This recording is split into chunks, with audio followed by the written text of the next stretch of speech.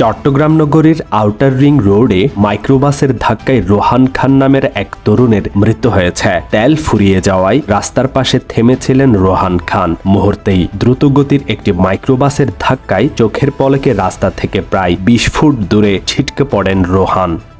চট্টগ্রাম নগরে আজ বৃহস্পতিবার ভোর থেকে মুষলধারে বৃষ্টি হচ্ছে। এ কারণে নগরের কয়েকটি এলাকায় পানি জমে গেছে। ভারী বৃষ্টির কারণে চট্টগ্রামে পাহাড় ধসের আশঙ্কার কথা জানিয়েছে আবহাওয়া অধিদপ্তর।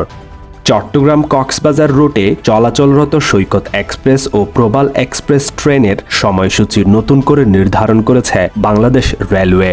নতুন সময়সূচি আগামী ১০ আগস্ট থেকে কার্যকর করা হবে। চট্টগ্রামের সার্বিক আইনশৃঙ্খলা পরিস্থিতি নিয়ে চট্টগ্রাম মেট্রোপলিটন পুলিশের ঊর্ধ্বতন কর্মকর্তাদের সঙ্গে মতবিনিময় করেছেন জামায়াত নেতারা। সিএমপির উপকমিশনার আমিরুল ইসলাম ও উপকমিশনার মোহাম্মদ আলমগীর হোসেনের সঙ্গে এই মতবিনিময় করেন বাংলাদেশ জামায়াতে ইসলামী চট্টগ্রাম মহানগরীর নেতারা।